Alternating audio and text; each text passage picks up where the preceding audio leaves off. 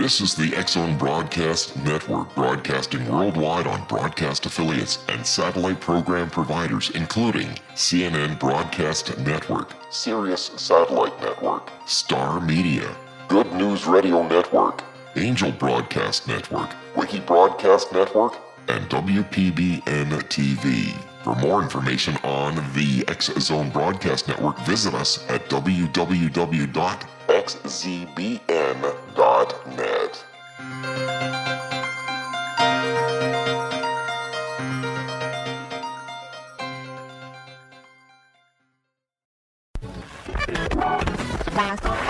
All Hit Radio.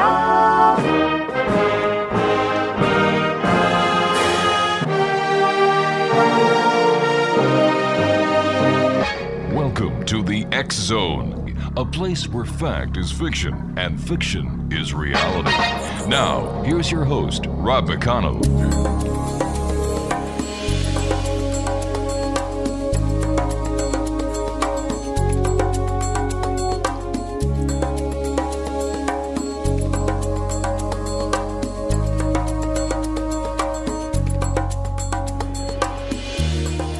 And welcome to the X-Zone, everyone. My name is Rob McConnell. For the next 4 hours, I'm your host and your guide as together we cross the time-space continuum to this place that I call the X-Zone. It's a place where people dare to believe and dare to be heard. It's a place where fact is fiction and fiction is reality. And the X-Zone comes to you Monday through Friday from 10 p.m. Eastern until 2 a.m. Eastern on the X-Zone Broadcast Network and our growing family of broadcast affiliates around the world. Our email address is xzone@xzoneradiotv.com. On all social media sites, X-Zone Radio TV, and our website is www.xzoneradiotv.com. My first guest tonight, X-Zone Nation, is Bob Schroeder. He is the author of a book entitled Solving the UFO Enigma, How Modern Physics is Revealing the Technology of UFOs. The book focuses on the evolution of modern physics and how recent theories are pointing toward a possible explanation of UFO technology. Joining me now is Bob Schroeder. And Bob, welcome to the X-Zone. Hi, Rob. Thank you for having me on the show. Great pleasure. Tell me, how did you get involved in the world of UFOs? Okay. Actually, way back in 1957, I was 11 years old, and my family, we lived in Teaneck, New Jersey, which is just a couple miles west of New York City. And what happened, Rob, is one day, like many kids, I was standing out in my front yard. It was about 5 o'clock in the afternoon, early November in 1957. And I was looking up in the sky, a clear blue sky, but I was kind of hoping to see airplanes. And I come from a family of scientists and engineers, so I've always had an interest in airplanes, spaceships, that sort of thing. Right. And so I'm looking up at the sky, and coming up over the roof of my house was an object, a cylindrical shaped object, gold in color, definitely metallic, up about 5,000 feet. And the house was just blocking my visibility. But as I watched, this thing was with its the long end pointing toward New York City, was heading directly east. And I looked at this, and I had very good eyesight.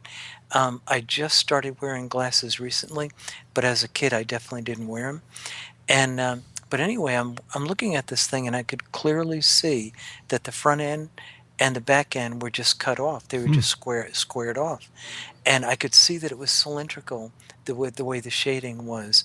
But then, as I watched it, I saw another object behind it, just a round object that was no wider than the narrow width of the cylinder.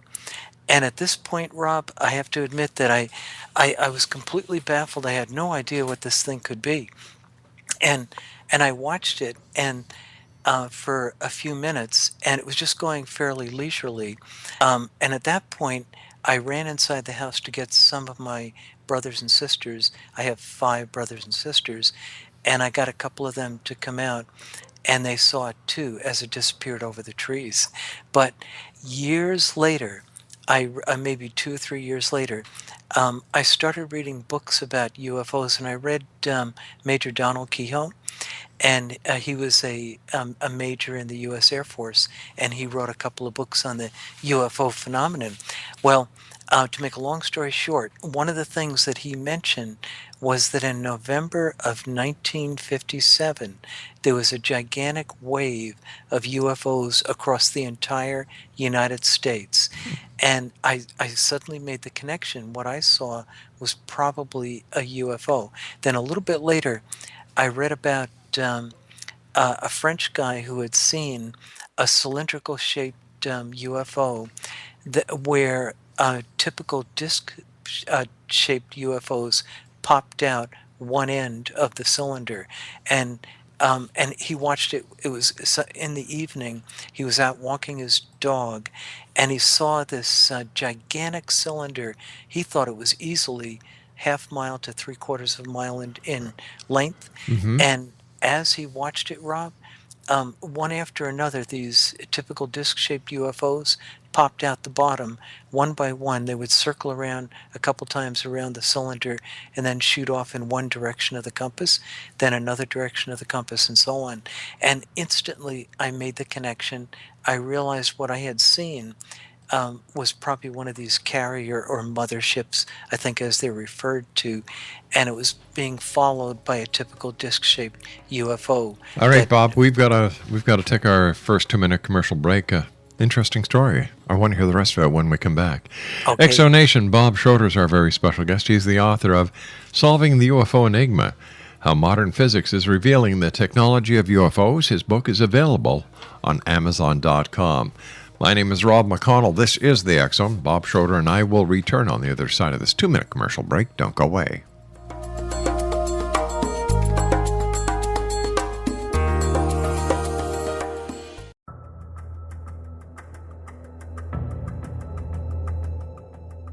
Modern Esoteric, Beyond Our Senses by Brad Olson, consummates the lifeology story about where humanity originates.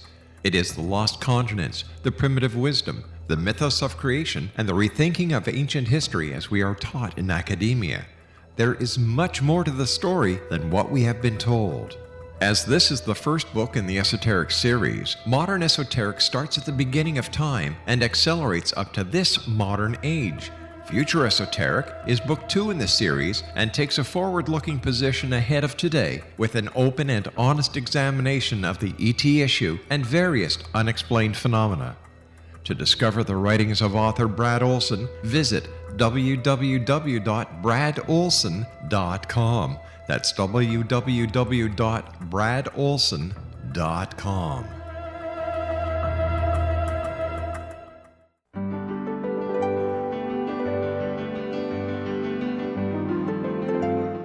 Named one of the world's greatest psychics, Elizabeth Joyce is now giving readings worldwide via Skype. Elizabeth Joyce is recognized for her clairvoyant ability to help find missing persons, her analysis of dreams, past life regression work, mediumship, and her accurate predictions. Elizabeth has been a frequent guest on the X Zone radio show with yours truly, Rob McConnell, now for several years. For an appointment with Elizabeth Joyce, call 201-934-8986 or Skype at elizabeth.joyce. And for more information, you can always visit Elizabeth Joyce online at www.new-visions.com.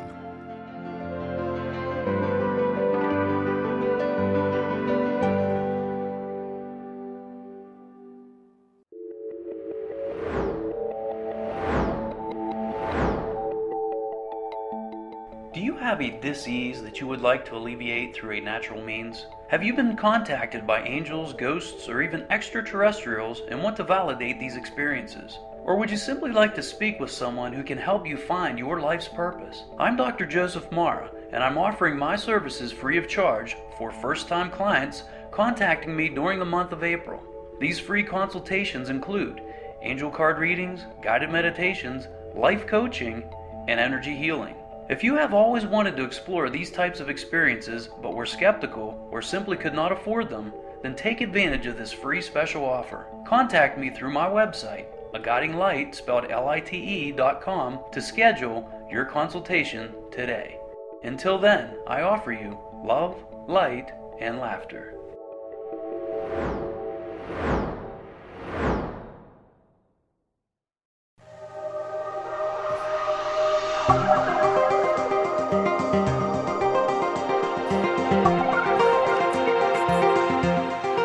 Welcome back, everyone. Bob Schroeder is our special guest this hour. We're talking to Bob about his new book. It's entitled Solving the UFO Enigma, How Modern Physics is Revealing the Technology of UFOs, and it is available on Amazon.com. Bob, please, if you don't mind, continue about your story and your quest to find out what it was that you saw in the sky. When last we were speaking before we went to the break, you had heard a story or read an account of someone who was French who basically had the same kind of experience that you did? That's right. Except, Rob, in his case, in the case of the Frenchman, he actually observed the UFOs, the typical disc-shaped UFOs popping out of one end of the cylindrical UFO, probably what they call a mothership.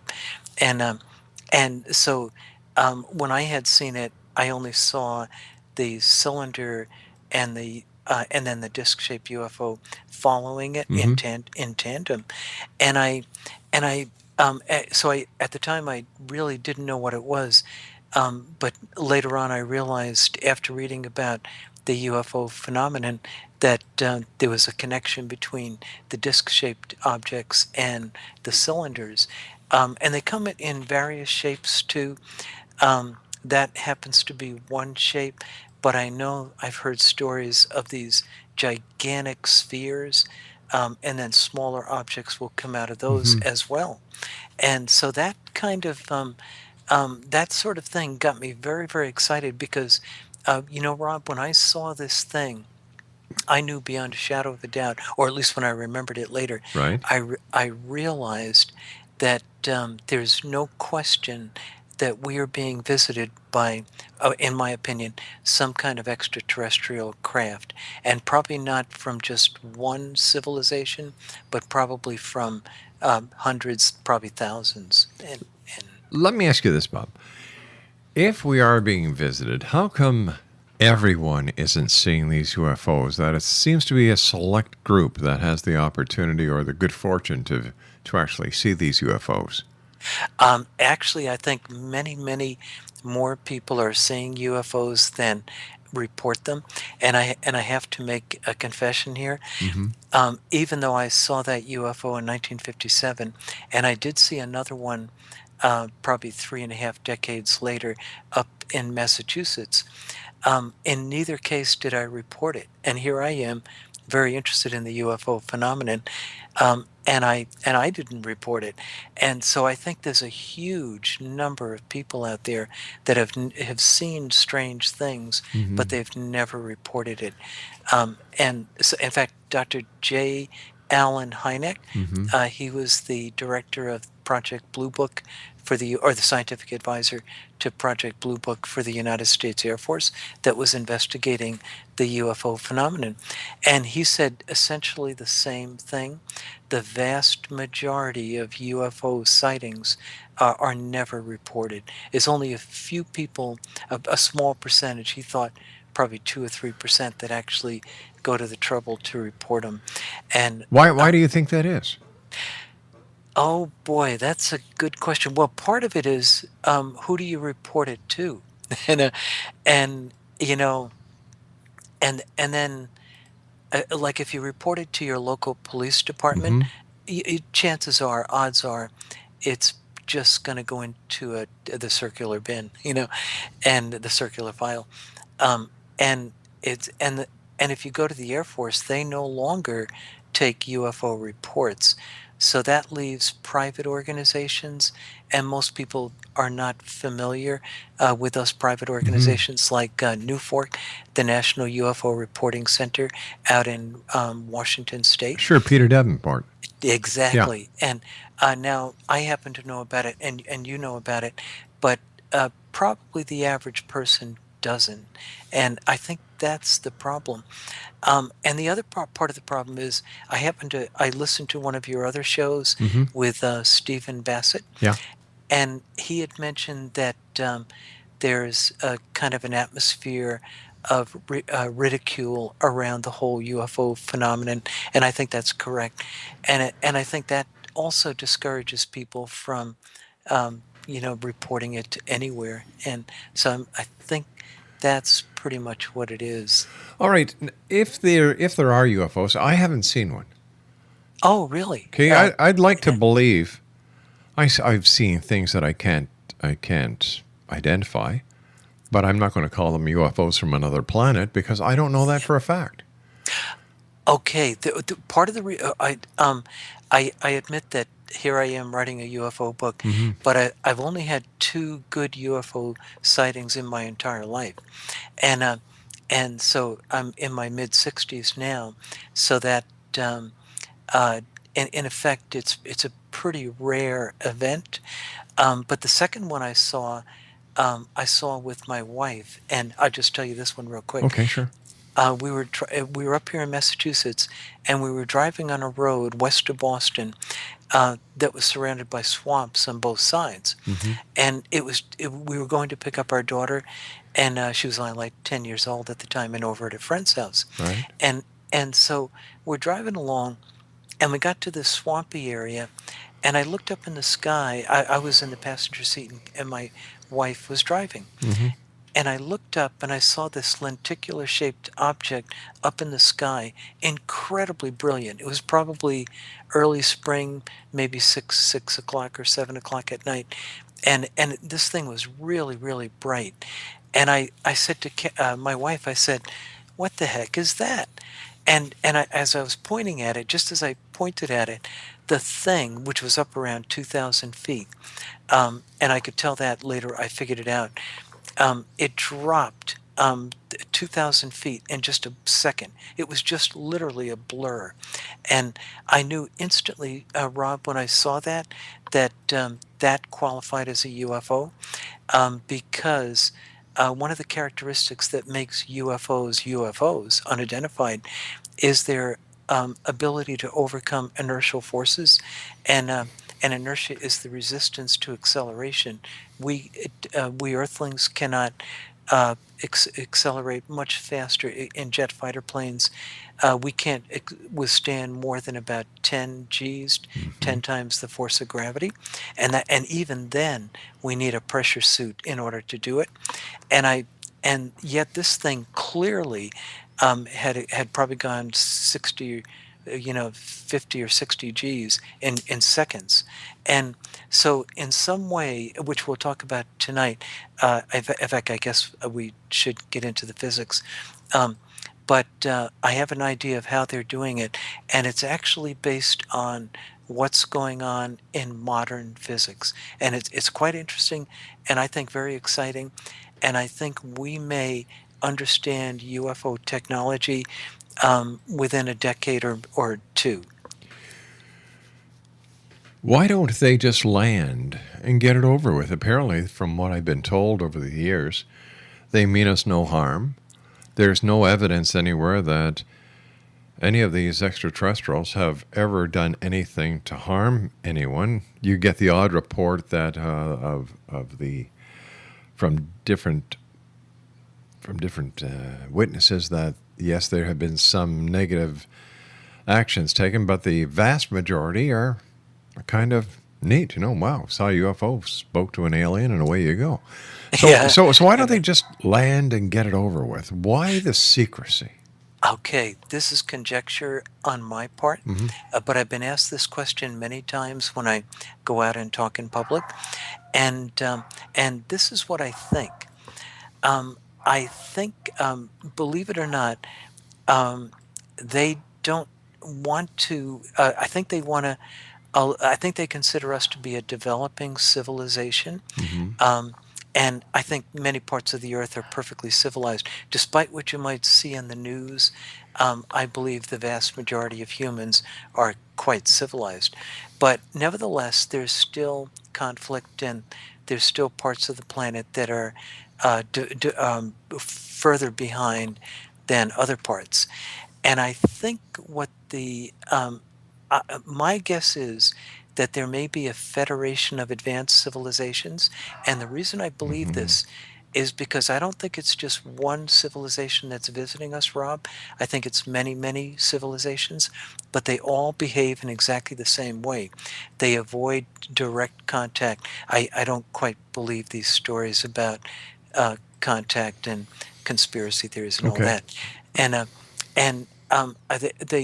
They totally avoid any direct contact. There is a few indirect communications, like flashing of headlights on cars, things like that, but nothing where they come down and say, "You take me to your leader." All right. And so I think what they're doing, and this is my conjecture, I believe what's happening is they want us to reach they want us to get as far as we can socially and politically before they make their introduction. And I think they will make their introduction when we have the capability to travel to other stars, and which I hope to talk that I'll talk about that tonight. I think I know how they're doing it, and I think we're going to have that capability within a decade or two, or at least we'll understand how to do it. And so I think that's it. I think. Oh, one more thing. I'm sorry, I forgot one more thing. This is actually very critical. I think the critical thing will be when we develop the ability to travel to their star systems. At that point, they'll make themselves known. And the reason they'll do that is because we have nuclear weapons. And if we have the ability to travel to their stars, we could clearly take nuclear weapons with us. And of course, they definitely want to prevent that. So I think what will happen is, as soon as they get an inkling that we have this capability of going to other civilizations, other extraterrestrial star systems, they will intervene at that point, and they'll offer us probably some kind of a deal where we can join the Federation, which will have many benefits. But in order to do that, we'll have to give up nuclear weapons, something like that. That's what I think is going on. And I think it's very, very basic. I think it's just normal caution when you're dealing with a developing civilization. Bob, stand by. We've got to take our news break at the bottom of the hour. www.xzoneradiotv.com is my web address. My email address, xzonation, is xzone@xzoneradiotv.com. And on all social media, X Zone Radio TV. This is the X Zone, a place where people dare to believe and dare to be heard. And the X Zone is coming to you around the world on the X Zone broadcast networks and our growing family of broadcast affiliates and satellite program providers. My name is Rob McConnell. I'll be back on the other side of this break. Don't go away.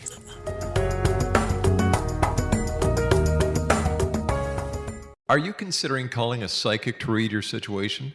Then consider David Champion, a psychic medium for more than 20 years with thousands of readings under his belt. David Champion will make you feel comfortable. He has proven to be honest and accurate. He's a straight shooter. There's no guesswork.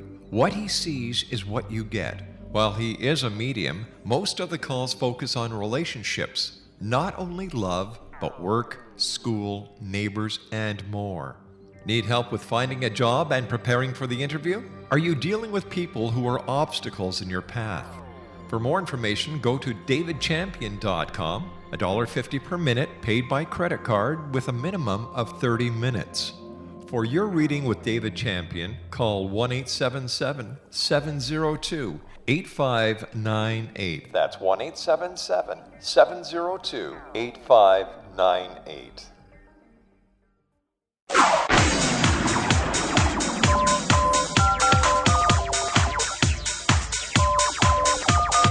Now you can dial in to listen to the X Zone Radio Show from anywhere in the world with Rob McConnell 24/7, 365 by dialing 213-401-0080. That's 213-401-0080. If you have a mobile phone or landline, the X Zone Radio Show with Rob McConnell is now at your beck and call at 213-401-0080. That's 213-401-0080, 24/7. 365.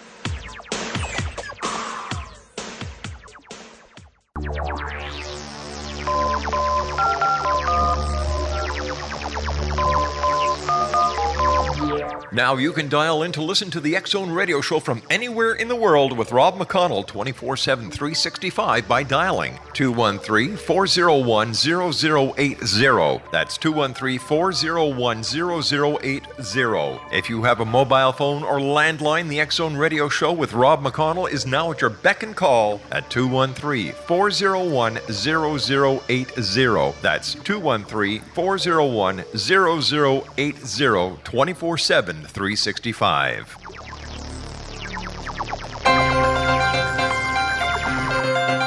This is the X Zone Broadcast Network, broadcasting worldwide on broadcast affiliates and satellite program providers, including CNN Broadcast Network, Sirius Satellite Network, Star Media, Good News Radio Network, Angel Broadcast Network, Wiki Broadcast Network, and WPBN TV. For more information on the X Zone Broadcast Network, visit us at www.xzbn.net.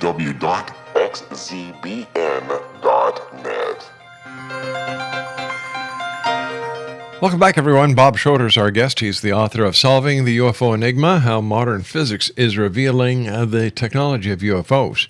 And his book is available at Amazon.com. Bob, during the commercial break, we chatted briefly, and I have a hard time with understanding that if they don't want to make contact, and if they've traveled all this way to come to this little planet, why make themselves so obvious? In a way, they're not. It seems to me they're trying not to be obvious. In fact, the two sightings I had were in a way fleeting, and many of the sightings that like Air Force pilots have been similar. They'll see the object momentarily and then it'll zip off. I don't think they're trying to make their presence known or too obvious. They do seem to be just examining us, and I know, and I'm very. I've got Robert Hastings' book, Nuclear Weapons and UFOs, and I've spoken to Robert on a couple of occasions, and there's no doubt that they do seem to be interested in our nuclear capability, especially our nuclear weapons, but also nuclear power plants and things like that. I do think they have a very strong interest in where our technology is at this moment, or as time goes on, they're monitoring it, and so I kind of stick by my belief that I think that they're waiting for us to reach as much maturity as possible on our own. They don't want to interfere, and then when we get the ability to travel to other stars, at that point they're going to step in and offer membership in the Federation. Well, and this is starting to sound like an episode of Star Trek. It is, and I think in a sense it might be similar to that, but I think it's just common sense on their part, because they don't want a lot of, because there has to be, in my opinion, probably millions, perhaps billions of civilizations out there. I've got to tell you something, that if these people are as smart as many people on the outside think they are, they're lousy intelligence operatives, because if we go to do intelligence gathering on another country, we don't make ourselves known. Here you've got these space travelers who apparently have all this great technology, and they have to come this close to us to monitor us. It does not make sense. Well, I think it may very well be that much of the monitoring is done in a stealthier manner, because one thing, Rob, that has been reported over and over again are these tiny probe-like devices that have been seen around military air bases. Like they'll see something maybe the size of a grapefruit, and or even a tennis ball, and I believe they have developed probes that can kind of examine nuclear facilities or our latest, air. Is it possible that these probes are actually from this planet and from countries not friendly to the United States? Nope, I think or at least I'd say extremely unlikely. I don't think so. But if we could maybe jump over to the technology, Well, I'd I'd like to get a clarification on a few things before we jump over to the technology, because okay. jumping to technology is one thing, but trying to rationalize the existence is a totally different thing. Now we've got drones that we can fly thousands of miles away over different theaters. We have drones in cities that are being used for law enforcement. So why is it so impossible to believe that any of these, for a lack of a better word, reconnaissance objects that people believe are from extraterrestrials are in fact not? But for one thing, has anybody captured one of these things? Are there any pictures of these things? Or is this all, well, you know what? I saw it. In the case of Robert Hastings, how do we know that the UFOs over the missile bases were not in fact from this planet? Very unlikely, and the reason being, because in one case I know that Robert reported on, and I think it was out in North Dakota, the UFO actually moved like a 50-ton concrete steel door and moved it out of position, Yeah, well, And let me ask you this. yes, yeah. How many other people said that? Said, Well, you know what? We saw this happen. Did Robert see it? oh no, he didn't. So how do you But know it's true? well, fair question, and I totally agree. You have to be very careful about all of these reports. Very. You can't be totally sure Yeah. that any one of them hasn't been fabricated. Yeah. But I know that I think it was Bob Salas, a lieutenant or a captain at one of these nuclear bases. Now, generally speaking, officers can be, trusted with their testimony because they stand a lot to lose in their position, their reputation. How about their security clearance? And their, so their security clearance. Yeah, like for example, if you've got a member of the armed forces that has a security clearance, they are sworn to secrecy. When somebody breaks that secrecy to tell a story, well, I don't give that story any credibility, because when that person breaks his oath, that means that they're not credible at all. And the same thing with Jesse Marcel going to Roswell. What's he do? He puts some stuff in the back of his car, drives home and shows his family instead of bringing this evidence right back to the airbase. No credibility whatsoever. I would say this about Robert Salas. I don't think he came out talking about it until after the Project Blue Book files had been made public. And I think that's when he came out and spoke about it. He did maintain secrecy for quite a while. All right, let's talk about the physics of the technology, because we're running out of time. Excellent. And because I think when you see the physics, what's going on in physics, you'll be able to relate it to what we're seeing in the skies, and to kind of summarize it real quick here. Okay. The two big questions, Rob, on UFO technology are, number one, how do they get here? And number two, how are these craft, how are they able to perform inertia-defying acrobatics in Earth's atmosphere? So those are actually the two really big technical questions. Oh, and just real quick, a little bit more on my background. I have degrees in mathematics and aerospace engineering. Okay. And I come from a family of scientists and engineers. I have degrees from Rutgers University. My dad was a research chemist, and he's a graduate of MIT. And most of my brothers and sisters are in technical fields. Many of my nephews, nieces, cousins, and so on. Okay. Are in all right. So what you're saying is you're qualified. Yeah, I Let's get have on this with kind it. of a Let's get on. background, Let's and get on with it because our time is moving on.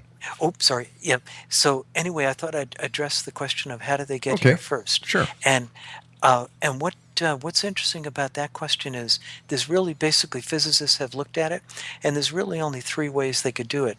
They could go faster than light, Hmm. near number one, number two, near light speed, and number three, they could warp space time.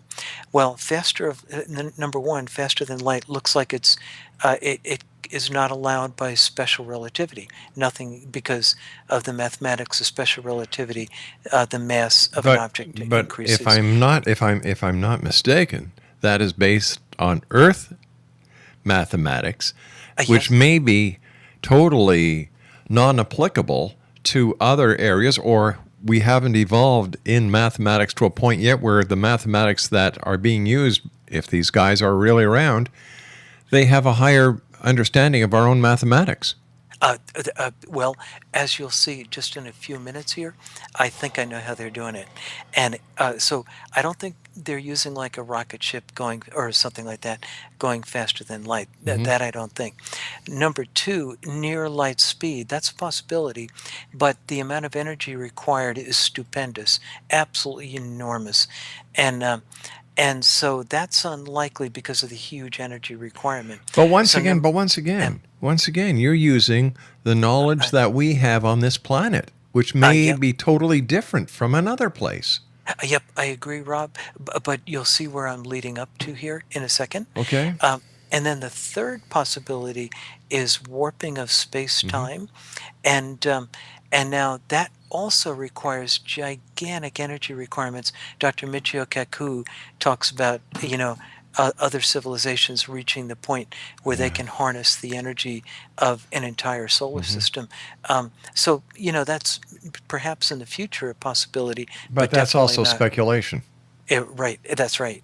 But so, and number two and three, the energy requirements are huge. Hmm. So now here's where we get into we have to, unfortunately, we got to do a little bit of physics. I don't know how much time I have, but I'll go through this as quick as I can.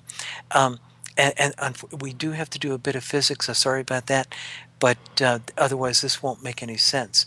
But in a nutshell, our universe consists of um, matter and force particles acting on the stage of space-time. That's it, just those three constituents: matter particles, force particles, and space-time.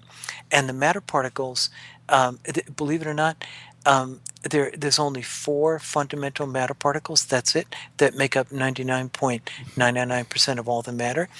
There's up quarks, down quarks, and then there's electrons and electron neutrinos. That's it. That makes up every piece of matter we see around us. And then the force particles that make things happen, there's only four fundamental forces. There's the strong nuclear force, there's the weak nuclear force, there's electromagnetism, and there's Hmm. gravity. And that's it. One nice thing, Rob, about physics, there's not that much to memorize. It's a good field to get into. And um, and so the force particles, I mean, the forces are also, just like matter particles, there are force particles, and the strong force is carried by a particle called a gluon. The weak nuclear force is carried by three particles called the W plus, W minus, and Z neutral. The electromagnetism, most people are aware that is carried by photons, and gravity is carried by a particle called a graviton, and that's it. And but what and here's where it gets interesting. I hope so. What physicists are interested in particularly Hmm. are the four forces of nature, because they believe at the very beginning of the universe, Hmm. they believe the four fundamental forces were united in a single super force, and that is the holy grail of modern physics, trying to theoretically and/or experimentally reunite those four fundamental forces: electromagnetism, weak nuclear force, strong nuclear force, and gravity. They've actually had quite a bit of success. Um, they've managed to reunite. Like, they know, for example, the electric force and magnetic force, which were once thought to be separate, are actually two aspects of this one force called electromagnetism. Maxwell's laws cover that. Then it turns out that the electromagnetic force plus the weak nuclear force is combined into something called the electroweak force. They've seen that in particle accelerators, so we've actually combined those two. And they're working on combining the strong nuclear force with the electroweak in something called the grand unified theory. And they don't have proof of that yet, but there's certain evidence that suggests it's correct. But there's only one force that they haven't been able to include in those four forces there in the attempts at unification theories. And that force, Rob, is the force of gravity. And the question is, how come gravity has not been included in 70 years of attempts at unification of the forces? How come they can't include gravity? Well, it turns out the reason they can't include gravity is because gravity is incredibly weak compared to the other forces. All the other non-gravity forces, weak force, strong force, and electromagnetism, are roughly the same in strength. Just taking one of them as an example, the electromagnetic force is 1 times 10 to the 36 power. That's 1 followed by 36 zeros, stronger than gravity. And the other forces are similar in relation to gravity. In other words, gravity is incredibly weak. People may not think that when you're crawling out of bed in the morning and you got to go to work. It seems overwhelming, but in truth, it's extremely weak. And that problem, that's considered a problem in the physics community, and it's actually got a name. It's called the hierarchy problem. All right, we've got to take our final break here. Please stand by. Exonation, Bob Schroeder is our guest. His book is entitled Solving the UFO Enigma, How Modern Physics is Revealing the Technology of UFOs. It's available on Amazon.com. We'll be back on the other side of this break. Don't go away.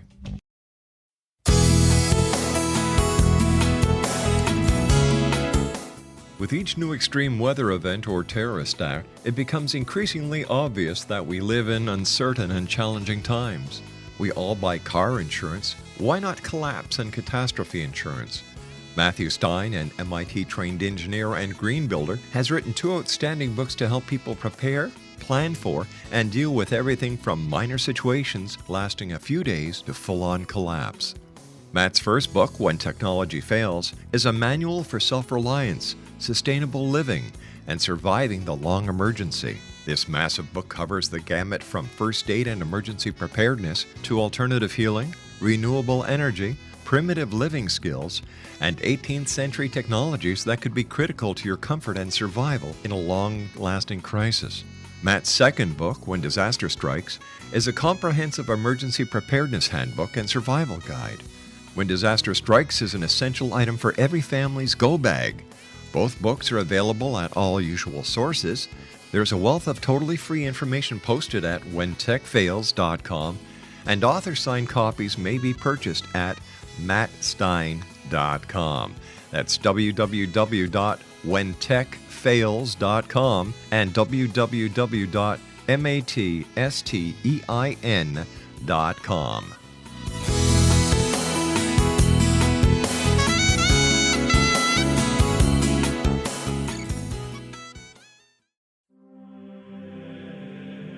Rob McConnell here, presenting an overview for Nicholas Paul Jennings, author of a fascinating book, Amen. It presents facts revealed by Egyptologists, facts that enable us to understand why Amen is the beginning of creation of God. It provides recommendations for religious leaders of the major religions to unify their beliefs and teach the Word of God. Love one another. Amen informs people how mankind conceived God. It was the Egyptians that developed the concepts of a soul, a hereafter, and Son of God. And finally, after the worship of many gods, they conceived the belief in one universal God, the maker of all there is. For more information, visit www.futureofgodamen.com. That's www.futureofgodamen.com.